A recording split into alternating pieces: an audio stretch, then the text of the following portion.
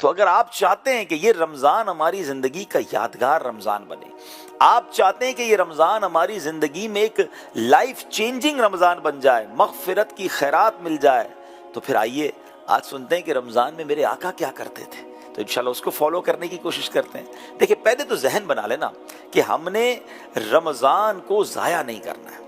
Ramzan it's not for eating, it's not for گھومنے پھرنے کے لیے نہیں آیا۔ اب جناب کہیں افطار پارٹی تو کہیں سحری کا، میں نہیں کہتا کہ افطار نہ کرائے، ثواب کا کام ہے، مگر آپ جو میں کہنا چاہ رہا ہوں آپ سمجھ رہے ہوں گے کہ ہم کتنا ٹائم ضائع کر رہے ہوتے ہیں ان سب تمام چیزوں میں۔ بعض اوقات تو جہاں افطار ہو رہا ہوتا ہے وہاں یہ حال ہو رہا ہوتا ہے کہ اس کے بعد ان کی تراویح چلی جاتی ہے، ان کی عشاء کی جماعت چلی جاتی ہے۔ رمضان عبادت کے لیے ہے، بے شک آپ لوگوں کو افطار کرائیں، مگر وقت ضائع نہ ہو، عبادت کی طرف آپ کا فوکس ہو۔ یعنی مثال کے طور پہ مجھے ساؤتھ کوریا اور جہاں جاپان وغیرہ سنا جا رہا ہے وہاں کا تو نہیں پتا، لیکن ہو سکتا ہے وہاں بھی ایسا ہی ہوگا، کیونکہ اس وقت زیادہ تر تو مجھے ہمارے وطن کے لوگ سن رہے ہیں کہ ہمارے یہاں کیا ہوتا ہے۔ ہاں بھائی بتاؤ بھائی آج افطار کہاں کرنا ہے، کوئی آ کے کہتا ہے بتاؤ آج سحری کہاں کرنی ہے، آج کھانا کھانے کدھر چلنا ہے۔ اب مجھے بتائیں، ہماری گفتگو میں یہی چیزیں ہیں، ہم میں سے کوئی یہ کیوں نہیں پوچھتا کہ آج تراویح کہاں پڑھنی ہے، آج رات بیٹھ کے دعا کدھر کرنی ہے، آج کہاں قرآن کی تلاوت کا دور ہونا ہے، آج تہجد کب پڑھنی ہے۔ یہ ہماری گفتگو میں ہے یا نہیں، یہ ہم خود چیک کریں نا۔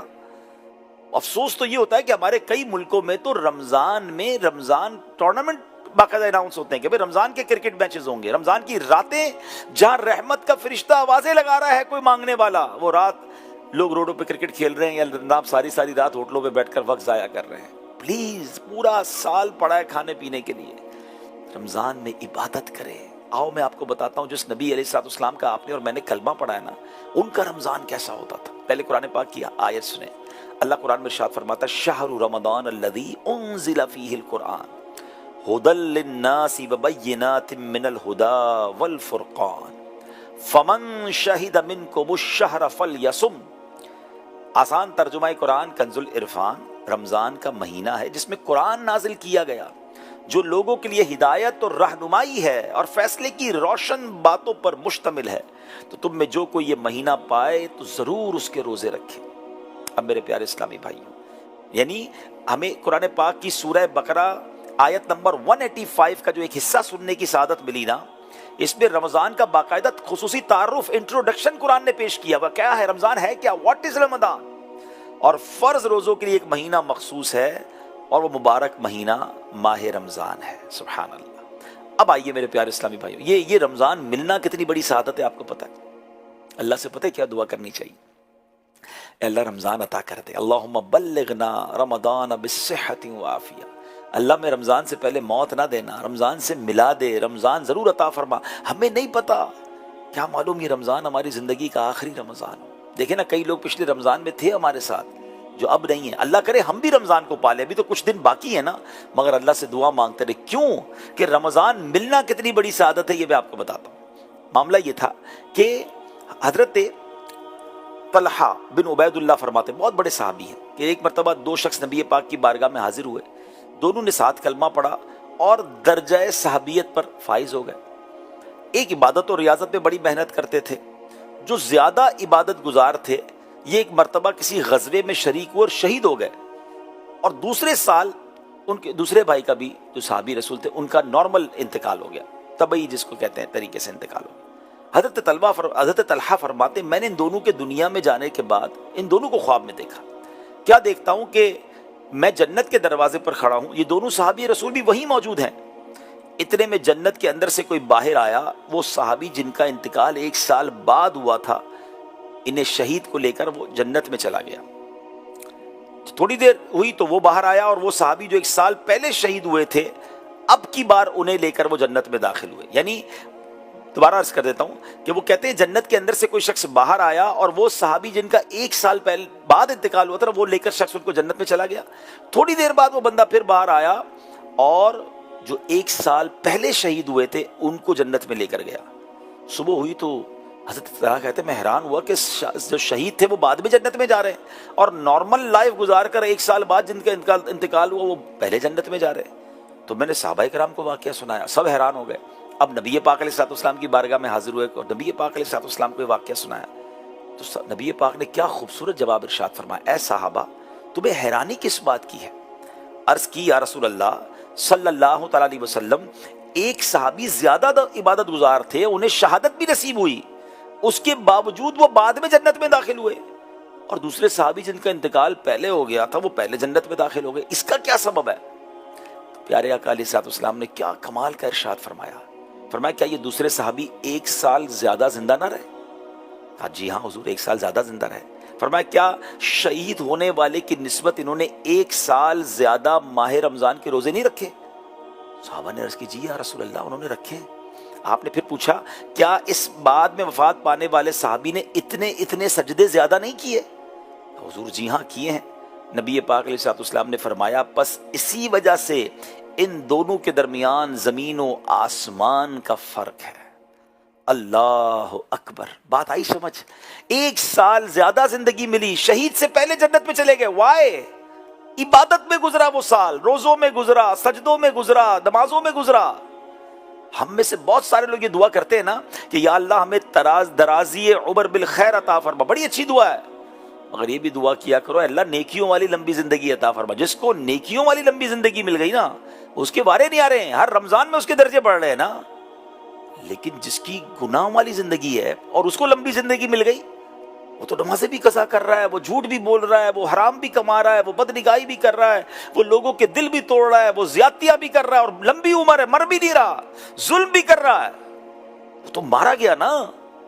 ٹرائی ٹو انڈرسٹینڈ، لمبی زندگی جب کام کی جب وہ عبادت والی ہے، جب وہ اللہ کی رضا والی ہے۔ اور اس سے ایک اور بات سیکھنی ہے کہ یہ رمضان سبحان اللہ اگر میں نے اور آپ نے عبادت میں گزار لیا، پورے روزے رکھے، نمازیں پڑھیں، تراویحاں پڑھیں، انشاءاللہ تلاوت کی، صدقہ خیرات کیا، یہ رمضان تو ہمیں کہاں پہنچا دے گا انشاءاللہ۔ تو بی پریپیئر، میں بھی نیت کروں اور آپ بھی نیت کریں کہ انشاءاللہ اس رمضان میں اگر کچھ کام کاج کم بھی کرنے پڑے نا، تھوڑا بہت نقصان ہونا، اگر میں آپ کو مشورہ دے رہا ہوں، مجھے پتا ہے جاپان والوں کی، ساؤتھ کوریا کی لائف بڑی بیزی ہے، آپ کو لگتا ہے کہ یار جاب اتنی ہے کہ میں تلاوت کے لیے، تراویح کے لیے، عبادت کے لیے، دیگر عبادتوں کے لیے ٹائم نہیں نکال سکتا ہوں، تھوڑا کم کر دو پیسے، کوئی بات نہیں، پھر کما لیں گے۔ رمضان 1 سال بعد آئے گا، پتہ نہیں میں ہوں گا کہ نہیں ہوں گا۔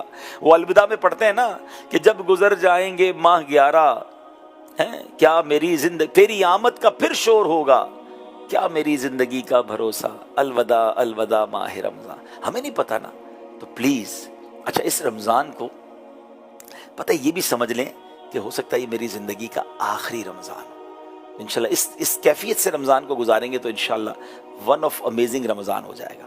اچھا اب نبی پاک علیہ الصلوۃ والسلام کیا کرتے تھے؟ بی بی عائشہ صدیقہ رضی اللہ تعالیٰ عنہ فرماتی ہیں کہ رمضان المبارک کے تشریف لاتے ہی سرکار علی وقار علیہ الصلوۃ والسلام کے چہرے کا رنگ بدل جاتا تھا۔ نبی پاک کے چہرے کا رنگ کیوں بدلتا تھا؟ سنو، علامہ عبدالرؤف مناوی رحمۃ اللہ تعالیٰ نے اس کی شرح میں لکھتے ہیں اس رنگ مبارک کی تبدیل ہونے کی وجہ خوف تھا، سبب خوف تھا۔ آپ خوف فرماتے تھے کہ کہیں ماہ رمضان میں اللہ کی بندگی کا حق پورا ہونے سے میں رہ نہ جاؤں۔ یہ کون سوچ رہا ہے؟ جو اللہ کے حبیب ہیں، جو وجہ تخلیق کائنات ہیں، جن کے دل میں خوشی داخل کرنے کے لیے شب قدر میں عطا کی گئی ہے۔ آپ سوچیں وہ ان کا چہرے کا رنگ بدل جاتا تھا، کہیں رمضان کا حق نہ ادا نہیں ہو سکا تو حق کے بندگی میں رہ نہ جاؤں۔ نبی پاک کی یہ کیفیت ہے۔ کبھی ہمارے دل پر یہ خوف طاری ہوا، کبھی ہمیں یہ خیال آیا کہ یار رمضان میں کہیں اللہ راضی نہ ہوا تو میرا بنے گا کیا؟ رمضان میں میں صحیح عبادت نہ کر سکا، بندگی کا حق نہ ادا کر سکے گا تو میرا بنے گا کیا؟ nobody care about، فکر ہی نہیں ہوتی لوگوں کو۔ آپ ذرا یہ سوچیں کہ ہم پر مہربانی کتنی کی گئی۔ ہمارا سب سے بڑا دشمن کون ہے؟ شیطان، جو ہمارا مائنڈ سیٹ چینج کرتا ہے، ہمیں گناہوں کی طرف لگاتا ہے۔ شیطان کو بند کر دیا گیا۔ نفل کا ثواب فرض کے برابر، فرض کا ثواب 70 گنا۔ روزہ دار کا آرام کرنا بھی عبادت، روزہ دار کے منہ میں جو اسمیل ہو جاتی ہے وہ مشک کی خوشبو سے زیادہ بہتر قرار دی گئی۔ اللہ اکبر، آپ سوچیں افطار کے وقت 10 لاکھ گناہگار بخشے جاتے ہیں۔ رات رحمت کا فرشتہ آوازیں لگا رہا ہے کوئی مانگنے والا ہے، کوئی توبہ کرنے والا، اس کی توبہ قبول کی جائے۔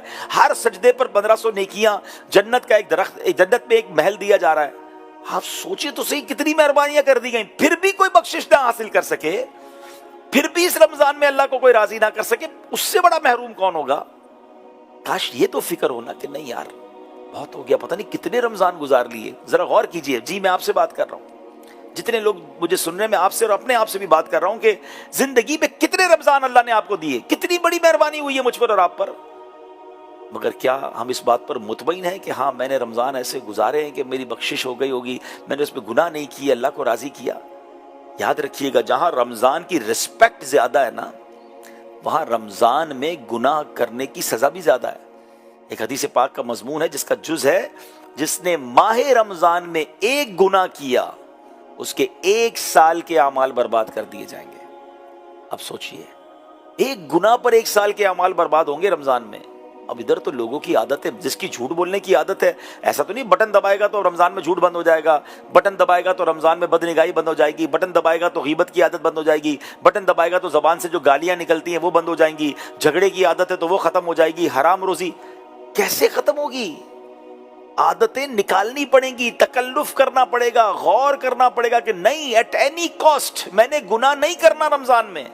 اس کے لیے ہو سکتا ہے موبائل بند کرنا پڑے، ہو سکتا ہے کچھ گروپوں سے باہر آنا پڑے، سوشل میڈیا پہ نہ جانا پڑے، ہو سکتا ہے کچھ گیدرنگز چھوڑنی پڑے، کچھ روٹین چینج کرنی پڑے، تب گناہ سے بچیں گے نا۔ سب کچھ ویسے ہی چل رہا ہے تو پھر تو گناہ بھی چل رہے ہیں۔ اب آپ کہیں گے جناب رمضان میں ایک گناہ پر اتنی سزا کیوں؟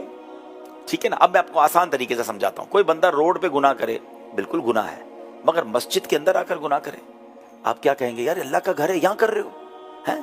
کوئی اپنے وطن میں گناہ کرے، بالکل غلط ہے۔ کوئی مکے میں جا کے گناہ کرے، حرم پاک کے اندر بیٹھ کر گناہ کرے، آپ کیا کہیں گے؟ وہاں تو ایک گناہ 1,00,000 گناہ کے برابر ہے نا، ایک نیکی بھی 1,00,000 نیکی کے برابر، مگر ایک گناہ بھی تو 1,00,000 گناہ کے برابر ہے۔ بالکل ایسے ہی رمضان میں جب نیکیوں کا اجر بڑھا دیا گیا نا، تو رمضان میں گناہ کی پنشمنٹ بھی زیادہ ہے۔ پلیز عادتیں سدھارنی ہے رمضان سے پہلے۔ میں دعوت اسلامی کا شکر گزار ہوں، ہم شکریہ ادا کرنا چاہیے ہمیں، مجھے اور آپ کو رمضان آنے سے پہلے اتنا پیارا اجتماع مل گیا جس میں ہم یہ ریئلائز کرنے بیٹھے ہیں ہاؤ ٹو اسپینڈ رمضان، ہم کس طرح اپنے آپ کو گناہوں سے بچا سکتے ہیں رمضان میں۔ آئیے میرے آقا کا ایک اور طریقہ کہ سرکار دو عالم صلی اللہ تعالی علیہ وسلم، بی بی عائشہ ایک اور جگہ فرماتی ہیں کہ جب رمضان المبارک تشریف لاتا تو پیارے آقا علیہ الصلوۃ والسلام عبادت پر کمر باندھ لیا کرتے تھے۔ امام نووی فرماتے ہیں عبادت پر کمر باندھ لینے کا معنی یہ ہے کہ رسول اکرم علیہ الصلوۃ والسلام عام روٹین میں جتنی عبادت کرتے تھے رمضان المبارک میں اس سے بڑھ کر عبادت کرتے تھے۔ اللہ کرے ہم بھی کمر باندھ لیں کہ ٹھیک ہے، عام روٹین میں یار نوافل نہیں ہوتے تھے، رمضان میں تو سارے نمازوں کے نوافل پڑھوں گا، سنت قبلیہ بھی پڑھوں گا، انشاءاللہ تہجد بھی پڑھوں گا۔ اچھا تہجد پڑھنا کتنا آسان ہو جاتا ہے، سحری میں اٹھتے ہی ہیں تو تہجد کا فارمولہ کیا ہے کہ کوئی شخص عشاء پڑھ کے سو جائے، اب بے شک تھوڑی دیر بھی سو جائے، 1 منٹ کے لیے کیوں نہ سو جائے، فجر سے پہلے فجر کا وقت شروع ہونے سے پہلے صبح صادق سے پہلے وہ 2 رکعت بھی پڑھ لے، 8 رکعت تک تہجد ہے، وہ تہجد پڑھ سکتا ہے۔ فرض نمازوں کے بعد سب سے افضل نفل نماز تہجد ہے، تو رمضان میں تو روٹین بن سکتی ہے تہجد کی۔ سحری کے لیے اٹھتے ہیں، وضو کریں، پہلے تہجد پڑھیں، پھر سحری کر لیں، تو روز تہجد کا ثواب مل جائے گا، اور یہ وقت دعاؤں کی قبولیت کا وقت بھی ہے۔ تو اللہ کرے کہ رمضان میں ہم ایکسٹرا جو عبادتیں نارمل دنوں میں نہیں کر سکتے نا، وہ کرنے میں کامیاب ہو جائے۔ اچھا بی بی عائشہ صدیقہ رضی اللہ تعالیٰ اور فرماتی ہے، دیکھیں نا نبی پاک کی روٹین بیان کون کر رہا ہے؟ دیکھیں گھر والوں سے زیادہ تو کسی کو روٹین نہیں پتا ہوتی نا۔ اللہ اما عائشہ صدیقہ رضی اللہ تعالیٰ عنہ کے بازار پر کروڑوں رحمتوں کی بارش نازل فرمائے، ہمیں کیسی پیاری پیاری باتیں بتا دی نبی پاک کے بارے میں۔ آپ فرماتی ہیں کہ جب رمضان تشریف لاتا تو نبی پاک علیہ الصلوۃ والسلام نمازوں کی کثرت فرماتے اور خوب گڑ گڑا کر دعائیں کرتے تھے۔ 2 باتیں پتہ چل گئی، ٹھیک ہے؟ پہلی کیا کہ رنگ بدل جاتا تھا، دوسری بات پتہ چلی کہ کمر بستہ ہو جاتے تھے، اب تیسری اور چوتھی بات کیا پتہ چلی ہے کہ نوافل کی کثرت کرتے تھے اور خوب دعائیں کرتے تھے۔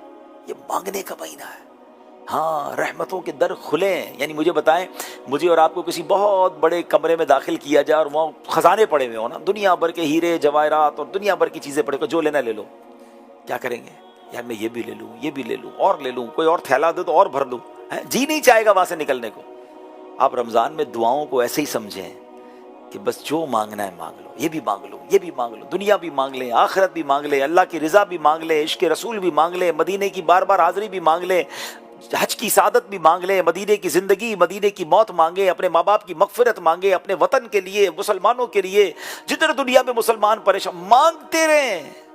میرا کریم دینے والا ہے، وہ فرماتا ہے ادعونی استجب لکم، تم مانگو میں تمہیں عطا کروں گا۔ تو کاش رمضان میں نوافل اور دعاؤں کا ہمارا خوب ذہن بن جائے۔ آگے چلتے ہیں۔ میرے آقا علیہ الصلوۃ والسلام رمضان المبارک میں وطر کے علاوہ 20 رکعت نماز ادا فرماتے تھے تراویح کی، یہ یاد رکھیے گا۔ تو ہمیں 20 رکعت بھی پڑھنی ہے، یہ بھی نبی پاک کا طریقہ ہے۔ مشہور مفسر قرآن مفتی احمد یار خان نعیمی فرماتے ہیں، اس حدیث شریف سے معلوم ہوا کہ خود حضور علیہ الصلوۃ والسلام 20 رکعت تراویح پڑھتے تھے، تو انشاءاللہ ہم بھی تراویح پڑھیں گے۔ اچھا، اب نبی پاک کا ایک اور بڑا کمال کا کام تھا، اور وہ یہ تھا کہ نبی پاک ماہ رمضان میں خوب تلاوت قرآن کیا کرتے تھے۔ حضرت ابن عباس رضی اللہ تعالیٰ عنہ فرماتے ہیں، ہر سال رمضان المبارک کی ہر رات حضرت جبریل امین علیہ الصلوۃ والسلام نبی پاک کی بارگاہ میں حاضر ہوتے تھے، اور پیارے آقا علیہ الصلوۃ والسلام ان کے ساتھ دور فرمایا کرتے تھے۔ دور کا مطلب کیا ہوتا ہے؟ ایک قرآن پڑھے دوسرا سنے، دوسرا پڑھے ایک پہلا سنے، اور یہ نبی پاک دور فرماتے تھے۔ ہمیں بھی اس ادا کو ادا کرنے کی کوشش کرنی چاہیے۔ گھر میں بیٹھ جائیں، میاں بھی بیٹھ جائیں کہ چلو میں کچھ قرآن پڑھتا ہوں، آپ سنیں، آپ پڑھیں، میں سن لیتا ہوں۔ ماں باپ کے سامنے بیٹھ کے بندہ پڑھ لے، بھائی بہن آپس میں بیٹھ جائیں۔ کتنا پیارا انداز ہے کہ قرآن ایک پڑھ رہا ہے، دوسرا سن رہا ہے، پھر دوسرا پڑھ رہا ہے، پہلا سن رہا ہے۔ تو یہ دور والا کام بھی کریں اور کثرت کے ساتھ تلاوت قرآن بھی کریں۔ اب یہاں مسئلہ یہ بھی ہے کہ بدقسمتی سے بہت سارے لوگوں کو قرآن پڑھنا نہیں آتا، افسوس ہو رہا ہے، یہ کہتے ہوئے بھی مزہ نہیں آ رہا۔ دنیا کے کئی ملکوں میں ہم پہنچ گئے، وہاں کے ویزا لے لیے، وہاں کے ڈرائیونگ لائسنس لے لیے، وہاں کے ڈپلومے لے لیے، وہاں جاب بھی کر لی، کئی لوگوں نے وہاں کی زبانیں سیکھ لیں۔ نہیں سیکھا تو قرآن نہیں سیکھا، نہیں پڑھنے آیا تو قرآن پڑھ۔ اچھا، پھر قرآن تلاوت کرنے آ بھی گیا تو ترجمہ کیا ہے، تفسیر کیا ہے، اللہ نے فرمایا کیا ہے، اس کا بھی ہمیں ذہن نہیں بنتا۔ پلیز اس رمضان میں تو نیت کر لینا کہ یہ رمضان انشاءاللہ میرا قرآن کے ساتھ گزرے گا۔ پڑھنا نہیں آتا جس کو، وہ پڑھنا سیکھے اس رمضان میں۔ جو پڑھنا جانتا ہے وہ خوب پڑھے، خوب تلاوت کرے، اور ساتھ ساتھ ترجمہ اور تفسیر بھی سنے۔ میں آپ کو طریقہ بتا دیتا ہوں، آسان کر دی۔ دعوت اسلامی الحمدللہ صرف پرابلم ہائی لائٹ نہیں کرتی ہے، سولوشن بھی دیتی ہے۔ اب دیکھیں ناظرین، اس وقت ساؤتھ کوریا میں کتنے دعوت اسلامی کے مراکز ہیں، الگ الگ مراکز میں اسلامی بھائی بیٹھے ہوئے ہیں ماشاءاللہ۔ 8 جگہ پر مجھے بتایا گیا کہ ساؤتھ کوریا میں دعوت اسلامی کے اجتماعات ہو رہا ہے، جاپان کے اندر الگ ہوں، اسلامی بہنیں پردے میں الگ ہیں، یہاں سیٹرڈے نائٹ ہے اس وقت، چونکہ 4-5 گھنٹے ٹائم آگے۔ تو یہ آپ کی ہماری دعوت اسلامی جو ان ممالک میں بھی عاشقان رسول کی تربیت کا انتظام کر رہی ہے، اور کتنے خوبصورت مراکز آپ کو نظر آ رہے ہیں۔ تو اب سولوشن کیا ہے؟ قرآن کیسے سیکھنا ہے؟ دعوت اسلامی نے پوری دنیا میں مدرسے بنائے بچوں کے لیے، مدرسۃ المدینہ۔ اچھا، بچے نہیں یہاں بڑے ہو گئے ہیں، چلے بہت اچھی بات ہے۔ اب آپ کیا کریں؟ آپ کے لیے مدرسۃ المدینہ بالغان بنائیں، جو آپ مساجد میں جائیں گے انشاءاللہ، جہاں جہاں دنیا میں دعوت اسلامی والے مبلغین ہیں، امام صاحبان ہیں، فجر کے بعد بھی پڑھاتے ہیں، مغرب کے بعد بھی پڑھاتے ہیں، کئی جگہوں پر عشاء کے بعد پڑھاتے ہیں۔ آپ کو لگتا ہے وہاں بھی میرے لیے جانا مشکل ہے؟ فیضان آن لائن اکیڈمی، یہ دعوت اسلامی کا وہ ادارہ ہے جو آن لائن قرآن پڑھا رہا ہے، QuranTeacher.net۔ اسکرین پر آپ ویب سائٹ کا نام دیکھیں، اس ویب سائٹ پر جائیں، اپنی مرضی کے ٹائم کے مطابق 24 گھنٹے میں جو آپ کے پاس ٹائم ہے آپ اس پہ ڈالیں کہ بھائی میرے پاس یہ والا ٹائم ہے، اور 40 کے قریب کورسز ہیں۔ جی ہاں، آپ کو ناظرہ قرآن پڑھنا ہے، ہمارے قاری صاحب پڑھائیں گے۔ آپ کو اپنے مخارج ٹھیک کرنے ہیں، وہ مخارج ٹھیک کروائیں گے۔ آپ کہتے ہیں قرآن آتا ہے مجھے پڑھنا، مجھے ترجمہ پڑھائیں، وہ ترجمہ پڑھائیں گے۔ آپ کہتے ہیں مجھے قرآن کی تفسیر سکھائیں، وہ تفسیر انشاءاللہ آپ کو پڑھ کے سنائیں گے۔ آپ کہتے ہیں جناب قرآن پڑھ لیا، اب حدیث پڑھنی ہے، وہ آپ کو حدیث پڑھائیں گے۔ آپ کہیں گے نہیں جناب مجھے رمضان کے مسائل سیکھنے ہیں، وہ آپ کو رمضان کا کورس کروائیں گے۔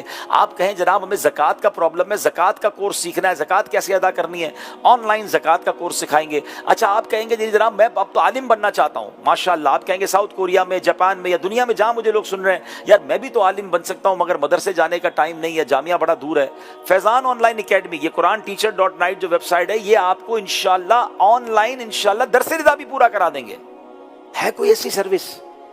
مگر پھر بھی میں قرآن نہ پڑھوں؟ نبی پاک پورا رمضان جبریل امین کے ساتھ قرآن کا دور فرمائے اور میں قرآن سے دور رہوں۔ سوچو یہ کیسی زندگی ہے؟ اس رمضان کو تو چینج کرے نا۔ یہ رمضان انشاءاللہ قرآن کے ساتھ گزرے گا، ماہ قرآن بنا دو، انڈرسٹینڈنگ آف قرآن کا مہینہ بنا دو۔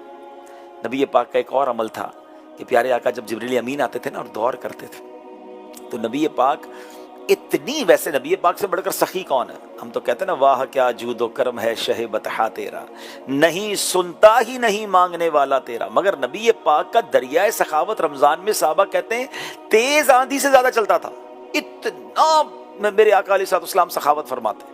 تو اب ہمیں بھی یہ کام کرنا ہے کہ ماہ رمضان میں خوب سخاوت کریں، جن کو زکوٰۃ ادا کرنی ہے وہ پوری زکوٰۃ ادا کریں، جن کا زکوٰۃ کا سال پورا ہو جاتا ہے رمضان کے آس پاس، اور باقی زکوٰۃ کے علاوہ بھی نا دیکھیں، زکوٰۃ تو فرض ہے نا، مزہ تو یہ کہ میں اس کے بعد بھی لوگوں پہ خرچ کروں، مسلمانوں پہ خرچ کروں، سحریاں، افطاریاں، نیکی کے کام، غریبوں کی مدد، رشتہ داروں کی مدد دل کھول کر کریں۔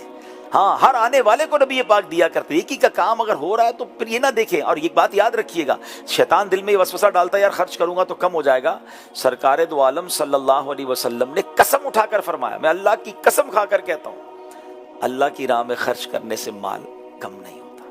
تو اے میرے پیارے اسلامی بھائی، تو خوب اس مہینے میں خرچ کرنا ہے۔ آپ یہ بلیو کریں، آپ خرچ کریں، اللہ نے رمضان کے ختم ہونے سے پہلے یا اس کے فوراً بعد ہی آپ کو اس سے زیادہ عطا فرما دینا ہے۔ کسی کے دل میں خوشی داخل کر دیں، کتنے لوگ پریشان ہیں ان کی پریشانیوں میں مدد کریں، کسی کا دسترخوان اچھا کر دیں، کسی کی عید اچھی کر دیں، کیا معلوم ان کسی کے دکھ دور کروں اللہ میرے دکھ دور کر دے گا۔ اور پھر ان تمام چیزوں کے ساتھ ساتھ ہم سب کی دعوت اسلامی جو اتنا بڑا دین کا کام کر رہی ہے، دیکھیں نا ساؤتھ کوریا میں مراکز ہیں، اس وقت بیان چل رہا ہے، جاپان میں لوگ بیٹھے ہیں، پھر اسی طرح اسلامی بہنوں میں پردے میں اجتماع ہو رہا ہے، اتنا بڑا دعوت اسلامی کا نیٹ ورک ہے، 150 کے قریب ملکوں میں دعوت اسلامی کام کر رہی ہے۔ ناظرین، آپ جاننا چاہیں گے قرآن کی خدمت دعوت اسلامی کیسے کر رہی ہے؟ آپ کو ایک پریزنٹیشن میں دکھاتا ہوں ابھی انشاءاللہ، آپ 5-6 منٹ کی پریزنٹیشن دیکھیے گا، مگر میں پہلے ایک دو منٹ میں ذرا خلاصہ اس کا بیان کر دیتا ہوں، پھر آپ کو پریزنٹیشن دیکھنے کا مزہ بھی اور آئے گا۔ دعوت اسلامی کے 16,000 کے قریب مدارس ہیں۔ جی ہاں، میں اسٹوڈنٹس کی بات نہیں کر رہا، مدرسۃ المدینہ اور جامعۃ المدینہ کو اگر ملا لینا تو مور دین 16,000 مدارس اور جامعہ بنتے ہیں، اور اگر ان دونوں کو میں ملا لوں تو 5 لاکھ سے زیادہ بچے اور بچیاں، 500,000 اسٹوڈنٹ بغیر فیس کے قرآن پاک پڑھ رہے ہیں، درس نظامی کر رہے ہیں۔ اور آگے چلیں تو الحمدللہ دعوت اسلامی سال میں سینکڑوں مسجدیں بنا رہی ہے، علماء بنا رہی ہے، حافظ بنا رہی ہے، غیر مسلموں کو مسلمان کر رہی ہے، میڈیا کے ذریعے دین پہنچا رہی ہے، سوشل میڈیا کے ذریعے دین کی خدمت کر رہی ہے، دنیا بھر میں مساجد اور مدارس بن رہے ہیں۔ میں نے پچھلے دنوں معلومات کی تو آپ کو جان کر خوشی ہوگی کہ دعوت اسلامی کے شعبہ مجلس خدام المساجد والمدارس کی 7,200 سے زیادہ مساجد ہو چکی ہیں جو دعوت اسلامی نے بنائی ہیں۔ آپ سوچیں، بڑی بڑی کمپنیاں کہتی ہیں ہمارے جناب جو ہے نا وہ 5,000 آؤٹ لیٹ ہیں، 3,000 آؤٹ لیٹ ہیں، 2,000 آؤٹ لیٹ ہیں، دعوت اسلامی نے صرف 7,200 تو مساجد اور مدارس بنا دی ہے، 16,000 مدرسے الگ ہیں۔ آپ اگر کیلکولیٹ تو کریں، دارالمدینہ کو ملائیں، اسکول سسٹم دعوت اسلامی چلا رہی ہے، کالج، یونیورسٹی۔ تو اے میرے پیارے اسلامی بھائی، جب اتنا بڑا دین کا کام ہو تو پھر کیوں نہ اس کا ساتھ دیا جائے، اپنی زکوٰۃ میں، اپنے ڈونیشن میں، اپنی دعوت اسلامی کا آپ نے دل کھول کر ساتھ دینا ہے۔ سچی بات کہوں، ہمارے پیسوں کا نصیب جاگتا ہے جو دعوت اسلامی کے اوپر ہمارے پیسے خرچ ہو جائے، اتنا بڑا کام ہو اور میرا بھی حصہ مل جائے، کیا پتہ میری رقم سے کوئی حافظ بن جائے، کوئی عالم بن جائے، کوئی مسجد میں اینٹ لگ جائے، کوئی غیر مسلم مسلمان ہو جائے، کوئی قافلہ جائے اور جا کر نیکی کی دعوت دے، بے نمازی نمازی بن جائے، میں تو گھر بیٹھے والے نعرے ہو جائیں گے۔ تو پلیز اپنی دعوت اسلامی جس کے اربوں روپے کے اخراجات ہیں، اس بار ڈونیشن میں بھی آپ نے ساتھ دینا ہے۔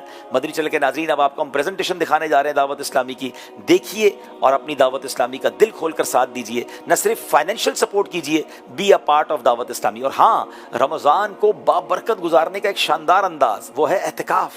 پوری دنیا میں دعوت اسلامی اعتکاف کرا رہی ہے، 10 دن کا اعتکاف تو ہوتا ہی ہے، 1 ماہ کے اعتکاف، یہ کمال ہے دعوت اسلامی کا۔ It will be your lifetime experience, life changing experience. ہمارے پاس ایسے باقاعدہ بہت سارے مثالیں موجود ہیں کہ لوگ اعتکاف میں اور بدل گئے۔ سب سے پہلے تو میں آپ سب کو عالمی مدنی مرکز فیضان مدینہ کی دعوت دوں گا، جہاں ہزاروں کی تعداد میں ملک اور بیرون ملک سے اسلام بھائی آ رہے ہیں اور اعتکاف کریں گے، پورے مہینے کا اعتکاف کریں گے۔ تو یہاں تشریف لے آئیں، پورے مہینے کے لیے نہیں آ سکتے کچھ دنوں کے لیے آئیے، اور اگر نہیں آ سکتے اپنے ملک میں کم از کم آخری عشرے کا اعتکاف کیجیے، کیونکہ نبی پاک فرماتے ہیں من اعتکف ایمانا و احتسابا غفر له ما تقدم من ذنبہ۔ میرے آقا فرماتے جس نے ایمان کی حالت میں ثواب حاصل کرنے کے لیے اعتکاف کیا، وہ اللہ پاک اس کے پچھلے گناہوں کو معاف فرما دے گا۔ تو کاش ہم اعتکاف کرنے والے بن جائیں اور اس کی برکتیں لوٹیں۔ اور سبحان اللہ، امیر اہل سنت نے ایک اور پیارا انداز دیا کہ رمضان کی آمد کی خوشی میں کچھ سجاوٹ کریں، اپنے گھروں کو بھی سجائیں، اپنے گلیوں کو، محلے کو سجائیں۔ ہم نے اپنے اسٹوڈیو میں بھی کچھ ہلکی پھلکی سجاوٹ کی ہے اس نیت سے کہ اب یہ چندے کے پیسے سے نہ کریں، اپنی جیب سے کریں، خوشی بنائیں۔ دیکھیں نا، گھر میں بھی کوئی مہمان آتا ہے تو ہم سجاوٹ کرتے ہیں، گھر میں شادی ہوتی ہے لوگ سجاوٹ کرتے ہیں، اتنی بڑی رحمت آ رہی ہے، اللہ کی طرف سے ایسا مہمان آ رہا ہے جو مجھے بخشوانے آ رہا ہے۔ تو یہ اس سے بھی گھر میں ایک ماحول بنے گا، بچوں کو بھی پتہ چلے گا رمضان آ رہا ہے، محلے والوں کو پتہ چلے گا، مسلمان کس مہینے کو مناتے ہیں یہ پتہ چلے گا، اور انشاءاللہ اس سے رمضان کا شوق بڑھے گا۔ تو یہ بھی کیجئے۔ اور میری اسلامی بہنیں بھی پردے میں سن رہی ہیں، تو اسلامی بہنوں نے بھی جو میں نے باتیں کی ہیں کہ رمضان عبادت میں گزارنا ہے، رمضان میں انشاءاللہ یہ سمجھیے کہ تلاوت قرآن زیادہ کرنی ہے، ہم نے سخاوت بھی کرنی ہے، اور اسلامی بہنیں بھی انشاءاللہ اللہ کرے کہ ایسی نیت ہو جائے کہ ماہ رمضان سے پردہ بھی شروع کر دیں. اگر پردے میں کوئی کمزوری ہے تو اس کو بھی اپنا لیں. اسلامی بہنوں کے جو اجتماعات ہوتے ہیں آپ اس میں جانا شروع کر دیں. اسلامی بہنوں کے جو دینی کام ہے اس میں شامل ہو جائیں تو انشاءاللہ اس کی بھی برکتیں ملیں گی. اللہ پاک عمل کرنے کی توفیق عطا فرمائے. آئیے چلتے ہیں دعوت اسلامی کی پریزنٹیشن کی طرف. مدینہ چل کے ناظرین آپ سے ہم اجازت لیں گے. ساؤتھ کوریا اور جاپان کے اسلامی بھائی وہ ہمارے ساتھ آن لائن شامل رہیں گے. صلو علی الحبیب صلی اللہ تعالی علی محمد صلی اللہ علیہ وسلم. انٹروڈکشن ٹو دعوت اسلامی 2025.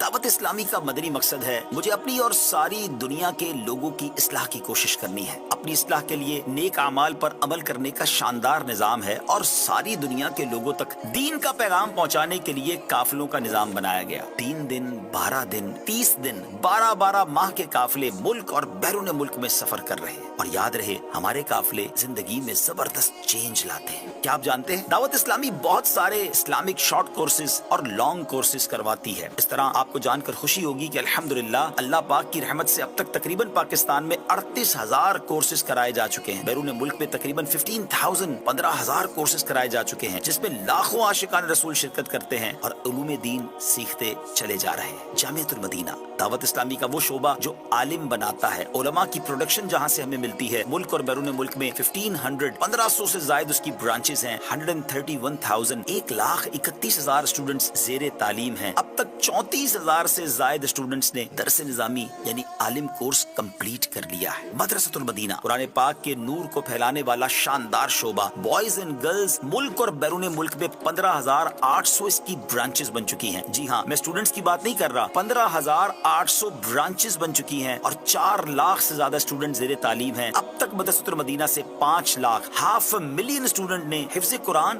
یا ناظرہ قرآن مکمل کر لیا ہے. دارالمدینہ اسلامک اسکول سسٹم ایک ایسا اسلامک اسکول ہے جو انگلش میڈیم تعلیم کے ساتھ ساتھ دینی تعلیم بھی دے رہا ہے. 161 برانچز ہیں. 36,000 سے زیادہ اسٹوڈنٹس ہیں. اور ایک اور اسلامک اسکول سسٹم ہے جس کو ہم فیضان اسلامک اسکول سسٹم کہتے ہیں. 44 اس کی برانچز ہیں اور 8,000 سے زیادہ اس کے اسٹوڈنٹس ہیں. فیضان آن لائن اکیڈمی کی بات کریں آن لائن ایجوکیشن کا شاندار ڈپارٹمنٹ ہے. فیضان آن لائن اکیڈمی کی 50 برانچز ہیں اور 90 کے قریب ملکوں میں 40 سے زیادہ کورسز کرائے جا رہے ہیں. اس وقت 24,000 سے زیادہ اسٹوڈنٹ اس میں آن لائن پڑھ رہے ہیں. اب تک 40,000 سے زیادہ لوگوں نے مختلف کورس کمپلیٹ کر لیے. دارالفتہ اہل سنت 20 کے قریب برانچز پاکستان میں موجود ہیں. ہر سال 2.5 لاکھ کے قریب کوسچن کیے جاتے ہیں اور ان کے جوابات مختلف طریقے سے دیے جاتے ہیں. مجلس سے خدام المساجد والمدارس اب تک ملک اور بیرون ملک میں 7,200 سے زیادہ مساجد بنائی جا چکی ہیں اور ہر سال ہی سینکڑوں مسجدوں میں اضافہ ہوتا چلا جا رہا ہے. دعوت اسلامی کا IT ڈپارٹمنٹ جس میں 100 کے قریب IT پروفیشنلز جاب کرتے ہیں. اب تک 41 ویب سائٹس اور 33 اپلیکیشنز بنا دی گئی ہیں. اس وقت اللہ کی رحمت سے دنیا کی most active religious website میں دعوت اسلامی .net کا شمار ہوتا ہے. دعوت اسلامی کے سوشل میڈیا کے مختلف پلیٹ فارمز پر 60 ملین جی ہاں 6 کروڑ سے زیادہ سبسکرائبرز اور فالوورز ہیں. سوشل میڈیا کا کوئی بھی پلیٹ فارم ہو آپ کو دعوت اسلامی کی پریزنس وہاں نظر آتی ہے. یوٹیوب ہو فیس بک ہو انسٹاگرام ہو ایکس ہو کون سا سوشل میڈیا کا پلیٹ فارم ہے جہاں دعوت اسلامی کا ڈپارٹمنٹ سوشل میڈیا دین متین کی خدمت نہیں کر رہا. میڈیا کی بات کریں الحمدللہ 3 زبانوں میں مدنی چینل بنایا گیا. اردو مدنی چینل انگلش میں مدنی چینل اور بگلا زبان میں مدنی چینل. اور جب کڈز مدنی چینل آیا تو اس نے تو کمال کر دیا. کڈز مدنی چینل کے جو کارٹونز ہیں سوشل میڈیا پہ ان کارٹونز کے 60 سے 70 ملین ویوز یہاں 6-7 کروڑ کے قریب ویوز ہمیں ملتے ہیں. اور پھر یہ کارٹونز مختلف زبانوں میں ڈب کر کے مختلف ملکوں میں پہنچائے جا رہے ہیں. اب دعوت اسلامی کا کانٹینٹ جہاں دیگر ادارے لے رہے ہیں دیگر چینلز لے رہے ہیں مختلف ایئر لائنز میں بھی مدنی چینل اور کڈز مدنی چینل کا کانٹینٹ دکھایا جا رہا ہے. بات کرتے ہیں دعوت اسلامی کے ویلفیئر ڈپارٹمنٹ FGRF کی. کووڈ کے زمانے سے یہ کام شروع ہوا. کووڈ کے دنوں میں 1 کروڑ سے زیادہ مسلمانوں تک پکا ہوا کھانا راشن اور کیش پہنچایا گیا. تھیلیسیمیا کے مریض بچوں کی مدد شروع کی گئی اور اب تک 80,000 سے زیادہ خون کی بوتلیں دی جا چکی ہیں. اور یہ شاید دنیا کی کسی NGO نے اتنا بڑا کارنامہ اس فیلڈ میں نہیں دیا ہوگا جو FGRF نے کر دکھایا. 2022 میں جب سیلاب آیا ایک بڑی تباہی پاکستان میں آئی. ہم نے پلان کیا کہ ہزاروں عاشقان رسول کو گھر بنا کے دینا ہے. تقریباً 7,000 کے قریب گھروں کی تعمیر اور اس میں حصہ ملا کر گھر بنا کر دیے گئے. اربوں روپے کی امداد ان سیلاب زدگان میں تقسیم ہو چکی ہے. اب فلسطین اور غزہ میں تکلیف کا معاملہ معاملہ ہے FGRF وہاں بھی موجود ہے، اور آگے بھی ہم بہت کچھ بڑے بڑے پلان رکھتے ہیں غزہ کے مسلمانوں کی ہیلپ کے لیے۔ 21 جنوری دعوت اسلامی کے شعبے FGRF نے 2 بڑے کنٹینرز جو ہیں وہ فلسطین کے لیے، غزہ کے مسلمانوں کے لیے روانہ کیے ہیں۔